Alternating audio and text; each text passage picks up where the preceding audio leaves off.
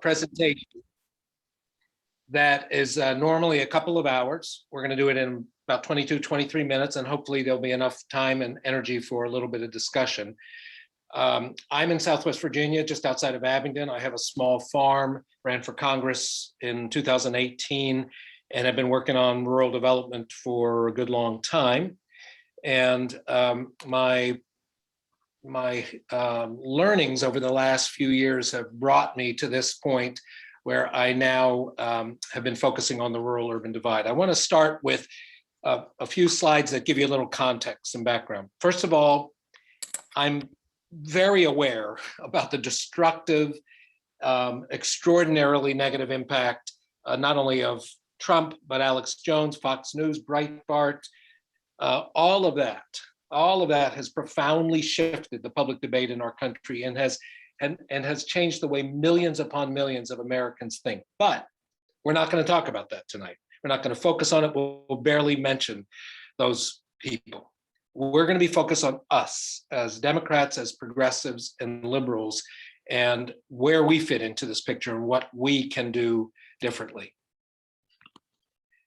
I want to acknowledge, first of all, that race, racial resentment, and racism is absolutely woven in to the divide, the geographic divide and otherwise the rural-urban divide. It's a significant part of a lot of rural communities. But I also want to say to you, without minimizing that at all, that it's, if we're honest, a major part of all of our communities and our collective history as a nation. And if this ridiculous flare-up of anger about critical race theory notwithstanding, if you've read any of these books, Ibram X. Kendi's Stamped from the Beginning, or Isabel Wilkerson, or Richard Rothstein, or others, you know these folks document thoroughly how racial hierarchy and racism was baked into the founding of the country and into federal law as well as state and local laws right up until the end of the 1960s.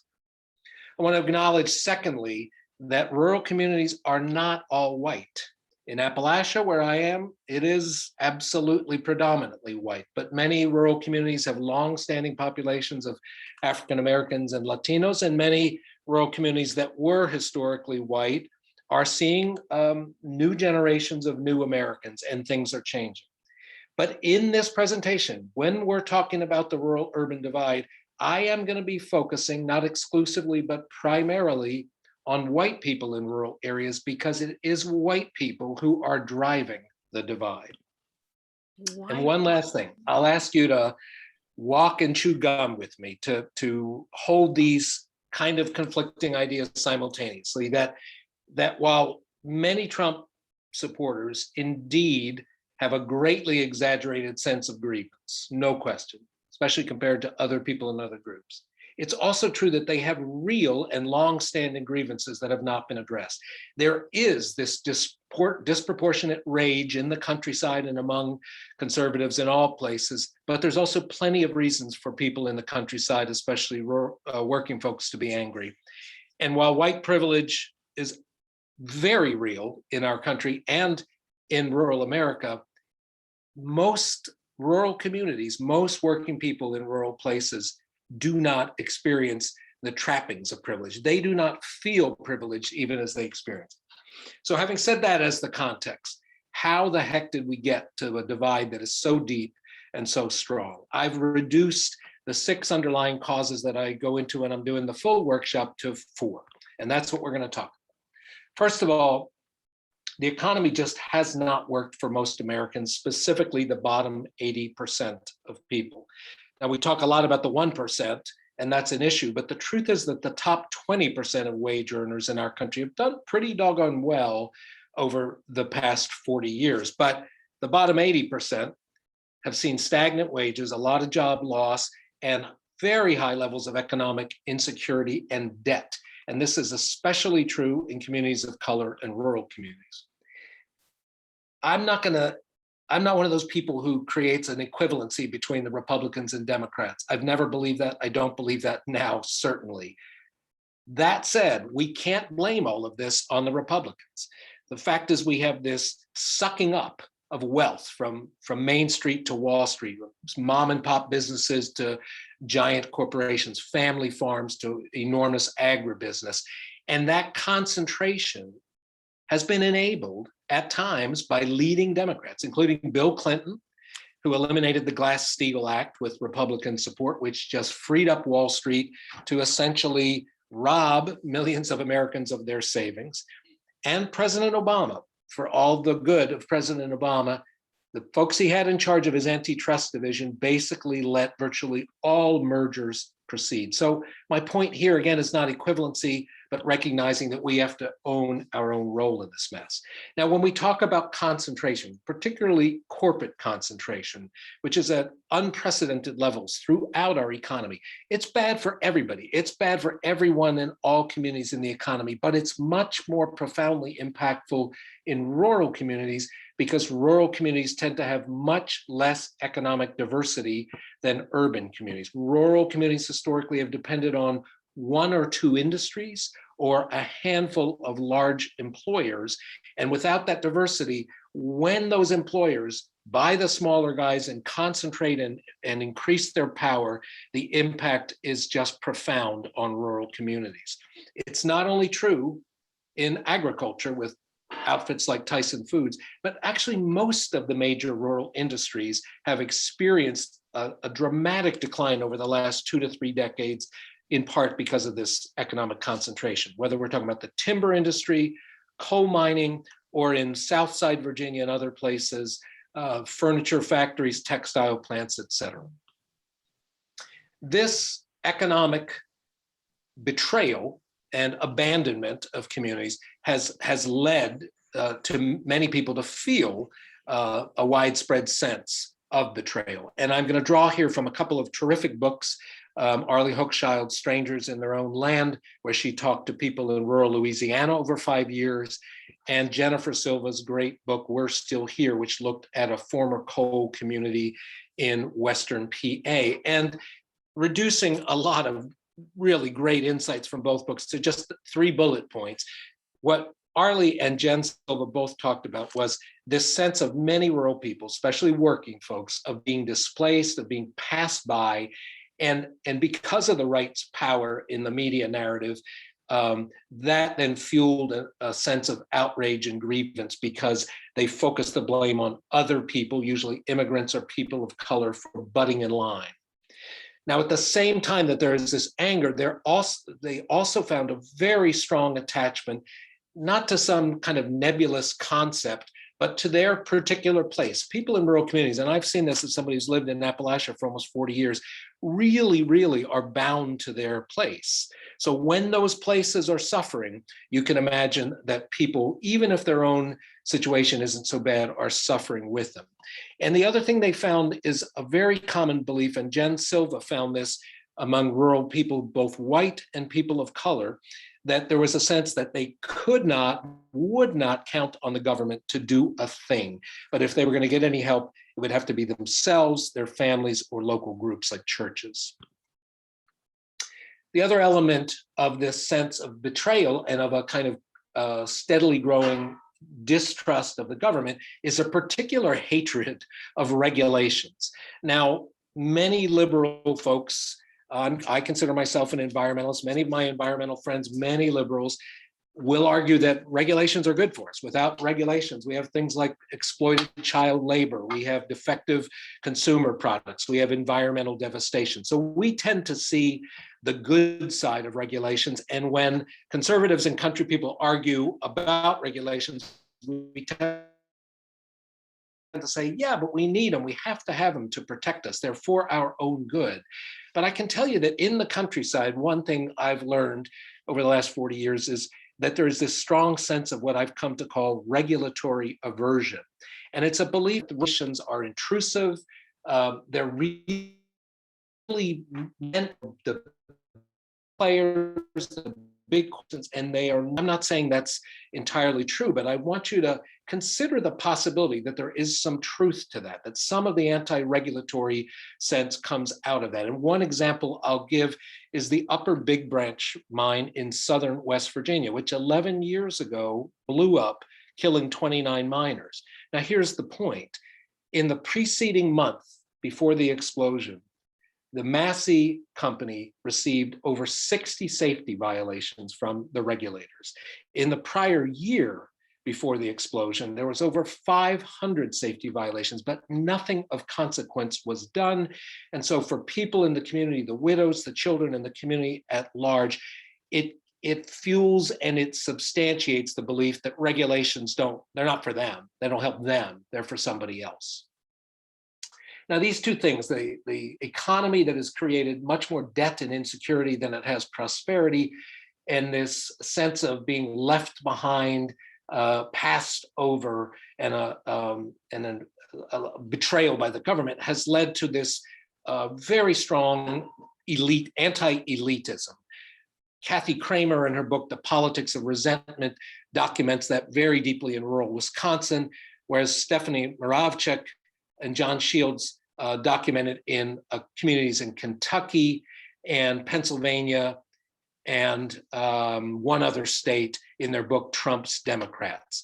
And this anti-elitism, first of all, again, it builds on this economic decline, the sense that the system ain't working for me. It might be helping and protecting others, but not me, not my community. And it also has been channeled to create a very clear picture of who the elites are. Now, you and I on this call, we might think the Republicans are the elites because they're the ones always writing the tax bills that let the wealthy pay less tax, that let the biggest corporations, et cetera, et cetera. But in the minds of conservatives and country people generally, it's city folks, it's liberals and Democrats, it's intellectuals and academics who are the elites, and they perceive them as not caring about everyday working folks. This politics of resentment that Kathy Kramer talks about is what has followed. So in her book, Kathy acknowledges very strongly the presence of racism in this, where she says it's absolutely part of the resentment. But she says, we're failing to fully understand these perspectives when we assume that racism is more fundamental than calculations of injustice. The two elements are intertwined. The way these folks, and she's talking about people in rural Wisconsin, the way these folks described the world to me, their basic concern was that people like them in places like theirs were overlooked and disrespected. In Trump's Democrats, Moravchik and Shields have a similar take, where they found that Trump supporters were not simply weighing their own personal fortunes against some national mean when they were going to the voting booth. In other words, they could be doing relatively well themselves, and the data shows that Trump voters overall were really not worse off economically. But what mattered to these folks was the economic and social trajectories of the particular communities where they lived out their lives and where they ground their sense of who they are. So their attachment to their place, combined with the fact that many of their places are in decline and suffering all kinds of sort of deterioration and hardship, has led to this sense. One more thing about this anti-elitism, which is just a very interesting and important side note. Kathy Kramer in particular documented that many people in the countryside perceive kind of two kinds of work. Work that requires a lot from your body, physical jobs, farming, mining, drilling, logging, fishing, construction, those kinds of things, versus desk jobs, jobs of the mind. Now, I think that's always been there in rural communities, but over the last couple of generations, what people in the countryside have tended to see is that their work has been, they feel, taken for granted or dissed, and that all of the advice and all of the energy is around get an education, get a college degree so you can work in the creative economy. And so there's this sense that their jobs are minimized in importance and dissed, and they then turn around and resent people who make a living behind a desk. And I'll tell you, I feel that some as a farmer, so it's not a completely foreign thought to me. My last underlying cause in this synopsis is what we've done as a party and more broadly liberal organizations as this has played out. And I'll say that as a whole, with plenty of exceptions, of course, but as a whole, we've really played into this narrative. First, by the way our party has generally moved, again, with definitely with exceptions, towards the super well-educated, the elites at high tech and Silicon Valley, the cultural creatives.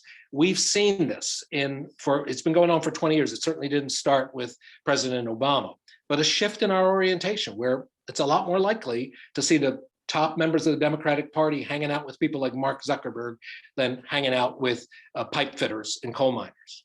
Larry Summers admitted as much when he was looking back at the Obama campaign and said that displaced rural white workers weren't on our radar screen because Democrats are a coalition of cosmopolitan elite and diversity. The second issue is around language, and we'll talk much more about this when we shift gears to what we can do about all this.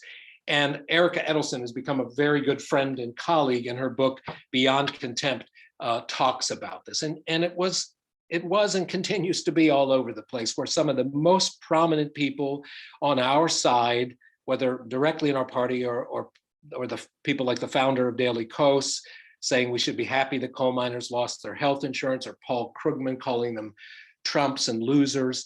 It hasn't helped.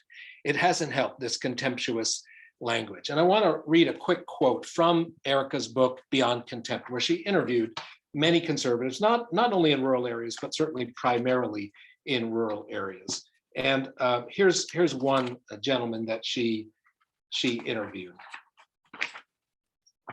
He says, I'm a white guy. I'm very lower middle class. I've never owned a new car. I do my own repairs as much as I can to save money, cut my own grass, wash my own dishes, buy my clothes from Walmart. I have no clue how I'll ever be able to retire.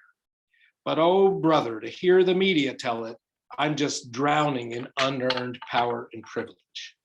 Trust me, after all that, some of the alt-right stuff feels like a warm, soothing bath, a safe space, if you will. I recoiled from the uglier stuff, but some of it, the, hey, white guy, you're actually okay, some of that is really seductive. It baffles me that more people on the left can't understand this, can't see how they're just feeding the growth of this stuff. And Erica goes on to summarize not only this gentleman's comments, but many other sentiments from the people she interviewed, saying that these are the voices of ordinary conservatives, not right-wing operatives, and they're beaming a very urgent message, whether it's labeling them bigots or denigrating their lifestyle, religion, or intelligence. Liberal contempt is helping to bring the long simmering culture war to a roiling boil. So I'm going to wrap up by quickly going through some thoughts about what the heck we can do about all this. And my hope would be that the Loudoun County Democratic Committee might look at some of this and perhaps consider it as part of your work going forward in the future. And I frame this in three simple ways.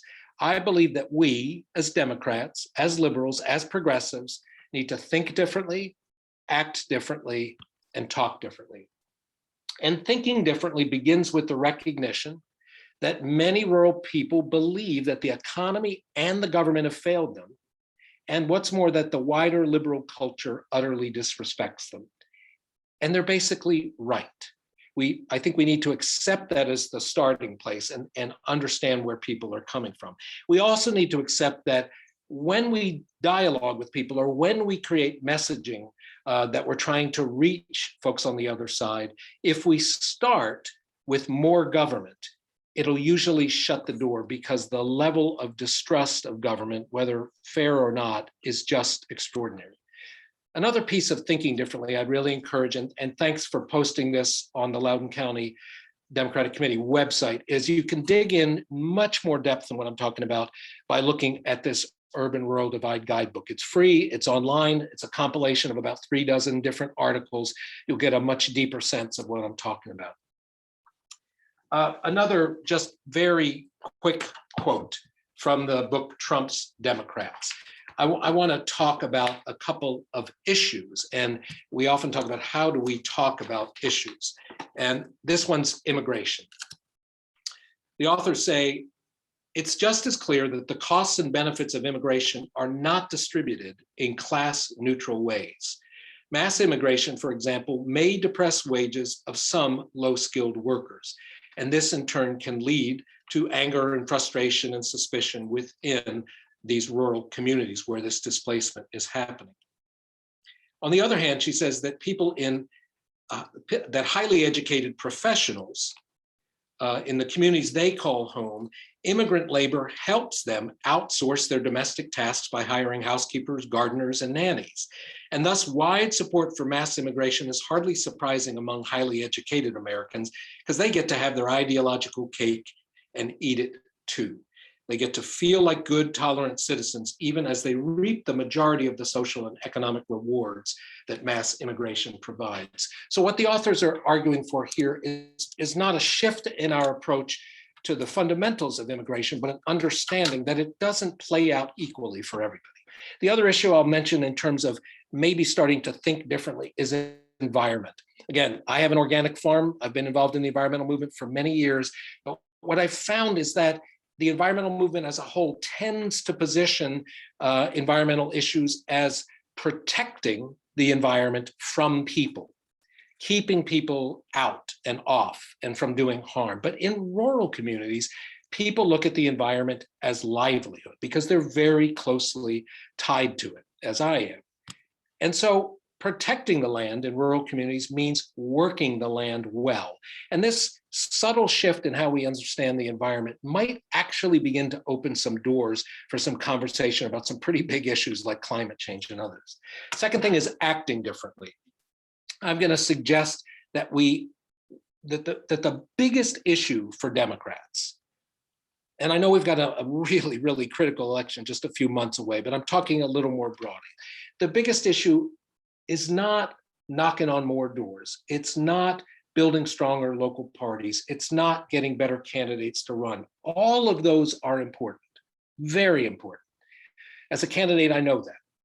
But I want to say that the most foundational thing we can do is begin to rebuild trust by rebuilding community. Now, if we want to penetrate this divide, if we want to overcome it, and I think it's critical that we do, we're not going to do that just by knocking on more doors and making more calls. We have to rebuild trust. And I'm going to suggest that a large part of that rebuilding trust can come about by what we do in communities. Now, I've been doing rural development work for a long time, and 21 years ago, we started reaching out to tobacco farmers. And we didn't reach out to them to tell them to stop growing tobacco because they were killing people and poisoning the land.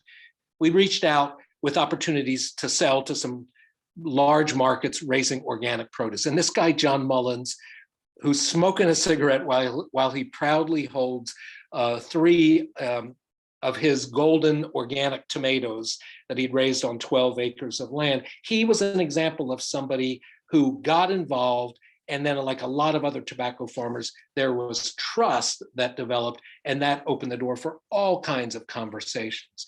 In Martinsville and Henry County, where I did the long version of this workshop a little over a year ago, they've gone on to begin doing work in the community as the Martinsville Henry County Democratic Committee, not just as individuals anonymously, but as the Democratic Committee.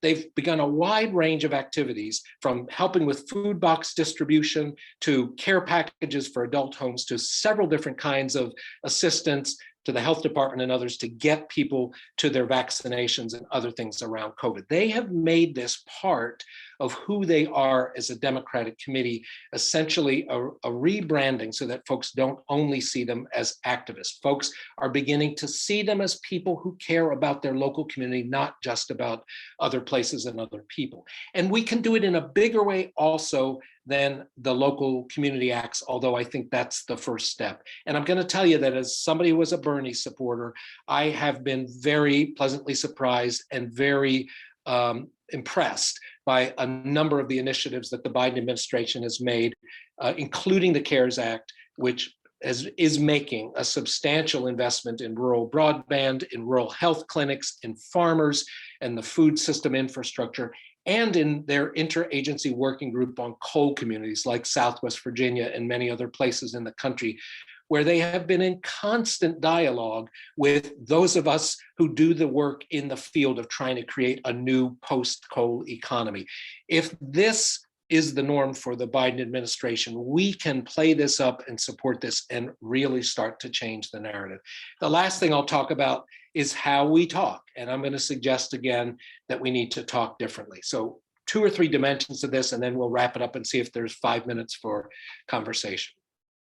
The first is, again, another great book to recommend is Merge Left by Ian Haney Lopez. And there's a lot to it, but one of the things they did was they tested messages with people that they determined were what they called persuadables. And that's roughly, at least at the time of the writing of the book about 3 years ago, roughly 60% of the population who are not lukewarm moderates for the most part. They're people, a lot of whom hold conflicting points of view on the same issue. They might hold right-leaning views and left-leaning views on the very same issue. So what his team did was they tested out these very direct, clear race-class messages where race and class were intertwined, of equal importance, rather than just a class-driven narrative or a race-driven narrative. And they found that 60% of these persuadables, more than 60%, resonated with that message much more so than a dog whistle message from the right. And that was true not only of white people that they tested this message out with, but people of color as well preferred this race-class fusion message.